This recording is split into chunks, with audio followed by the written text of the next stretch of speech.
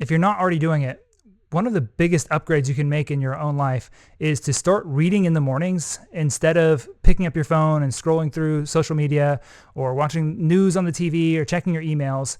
Instead of all of that, start the day with a really good book.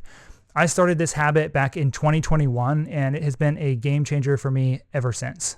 I'll try to link to another video in the description where I walk through some of the benefits to that, why it's so helpful to start the day with a great book instead of some of the other things we tend to put in that space. But in this video, I really want to focus on how to structure that, what you can do to set yourself up for success, for sticking to a habit of morning reading so that you can reap those benefits long-term that accumulate as you keep doing this. And I think the first thing you have to realize is that this is something that you can do. Even if you might think of yourself as a night owl. Back in my younger years, especially when I was in college, I would stay up till 2, 3, 4 a.m. studying. And generally speaking, that worked pretty well for me. But what I realized over time is that I could actually discipline myself to engage in these kinds of things in the morning. And there were some really unique benefits to doing that. So even if you're traditionally more of a night person, that doesn't mean that you can't put reading in the morning. In fact, you can have your best reading time in the morning. That's what's happened to me as I've developed this habit, and I'm going to try to share with you some of the tips that helped me get there. So let's walk through exactly what you're going to want to do. But first, I want to say that if you hear one of these and you genuinely can't do it the way that I'm saying, don't stress it. Just make a little bit of a modification, get creative, and improvise a little bit so that it works within whatever constraints you're dealing with. So the first thing you're going to want to do is pick a time that you can wake up 5 to 6 days a week consistently. And of course, you want to pick a time that's going to allow you to fit in 15 to 20 minutes of reading, taking into account your other parts of your sort of morning routines or responsibilities. And ideally, if you can, you want to put this before other people in your house wake up. If you live with family, if you're the first one who gets up, and you can get your reading done before everyone else starts stirring, that will help you a lot.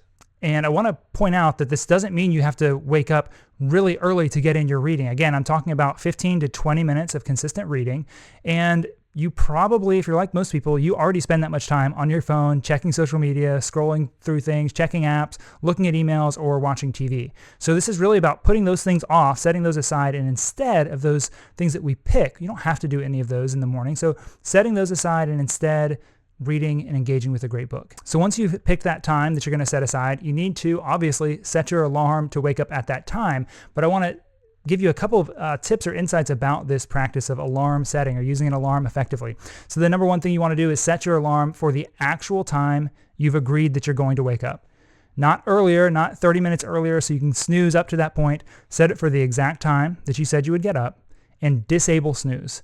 Now, if you're somebody who has a habit of turning off your alarm without realizing it, then obviously you want to take your alarm and put it across the room. It's a very simple thing you can do that will totally change that, where you have to get up out of bed to turn it off. In fact, it's not a bad idea just getting started, because the thing you're going to want to do when that alarm goes off is get up right away. Get out of bed. Doesn't matter how tired you feel. Tell yourself, in 3 minutes, I know I'm going to feel different, so I'm just going to get up right now. So get up and start moving around, and in 3 minutes, even sooner probably, things will start to feel different. Number 3 is that when you go to bed at night, consciously make a commitment to yourself that you are going to get up at that time. This may sound like a little bit of fluff, and I generally tend to shy away from that, but this is what I've been doing, and it really helped me. In fact, I did it early on. Now I don't need to do it because I'm in such a habit and a routine, but especially early on, I would tell myself before I went to bed, I am going to wake up at this time. No matter what, when that alarm clock goes off at the time I've chosen, I'm going to get up out of that bed. And just thinking through that before going to bed and making a commitment, going ahead and deciding ahead of time that I'm going to do it, made a big difference. Because otherwise, when the alarm goes off, I start thinking, well, this and well, that, and making excuses, reasons why I could stay in bed just a little bit longer. But when I've already made the decision ahead of time, it made a big difference. So make a decision the night before that you are going to get up when that alarm goes off. My 4th recommendation would be to have a very set morning routine, or almost like a morning ritual that you go through, in particular leading up to your reading time. So maybe that's, you go to the bathroom, brush your teeth, go in the kitchen, start the coffee pot, take your dog outside, and finish all that, go to your reading location to start your reading.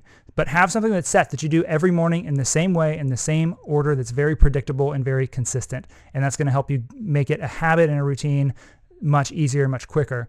And I would also say, ideally, time-wise, setting aside 10 to 15 minutes for this sort of early morning routine pre-reading is wise. So for example, if you want to start your reading at 6:30, don't wake up at 6:25 because 5 minutes may not be enough for you to get those things. Make sure you fit in 10, 15 minutes ahead of time, and you have a set routine that you walk through the same way every morning, ideally, before you sit down to start reading. And another tip I have is to subscribe to the Morning Light YouTube channel, where I'm going to continue to provide content that's going to encourage and inspire and equip you to read more, better, and even videos and content that will specifically help you develop and maintain a morning routine if you want to read in the mornings. Tip number 5 is don't expect it to be easy. Go ahead and set your expectations, especially if you're moving that wake up time earlier, which again for most people isn't necessary, but expect it to be hard at first. Expect every fiber in your being to tell you to get back in that bed and turn on your phone so that you can start scrolling social media or watching a YouTube video or flipping on the TV. Everything in you is going to tell you to do the things that you're used to doing, especially now that we have these devices that are literally designed to keep us addicted to them. So expect that to be difficult, breaking that habit and doing something new. It's not going to be easy at first. This is like a boot camp stage. But at the same time, tip number 6 is to know that this won't last. This boot camp phase where everything feels really difficult and every fiber in your being is telling you not to do it, to stick to your old habits, that doesn't last that long. In fact, in my experience, probably after about 3 weeks, this started feeling pretty normal. And for me, it was a pretty big change. I was starting to wake up at 4:30 as somebody who previously woke up sometime between 5:30 and 6:30. So it was a pretty big shift for me. And the first 2 to 3 weeks were really tough.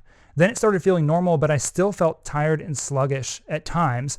It wasn't until maybe about the 3-month mark where that went away, and now my body was just completely trained and used to this, and it's like what it wants to do. When my alarm went off, I just naturally get up out of bed, and I was pretty alert, pretty ready to read most mornings. Tip number 7 is to be creative with ways to survive this boot camp phase, especially if you're feeling tired and sluggish when you try to read during this morning time. It's going to pass, but in the meantime, think of ways that you can combat that. A couple of things that worked good for me, for example, especially when the weather was nice, I would go outside on my front porch in the mornings and read outside, and I found that just being in that outside environment really helped me to stay awake more. Other times I would read standing up or walking around in my house, and that helped quite a bit to keep me awake. And again, over time, that's got to be unnecessary. Now I pretty much every single morning read sitting down at my desk with a reading lamp, and it's always the same thing and it works really well. But in the beginning, when I was really tired, standing up or going outside helped a lot. So think of things that you can do. Don't hesitate to get creative. Do things that are going to help you survive the boot camp phase. Tip number 8 is to not bring your phone into the area where you're reading, or if you do, turn it off or on Do Not Disturb. And in fact, I would apply this to more than just your phone, but any screens. If at all possible, read somewhere in a room where there aren't any screens, or at least where they're not turned on. Make sure they're turned off. You don't want these distractions or even potential for distraction.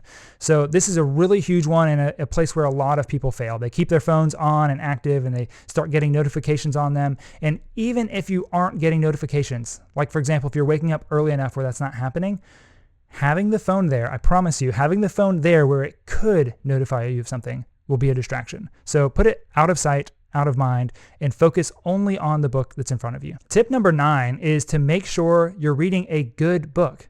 Read a book that is engaging for you, that you really enjoy and are excited about.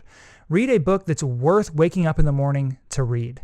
And that will make a huge difference. Don't read some random book or something you really don't care that much about. Find something that matters to you, something that's engaging, something that's exciting, something that you feel accomplished after having read each morning. Now, I've got one more bonus tip that can really help you lock this in.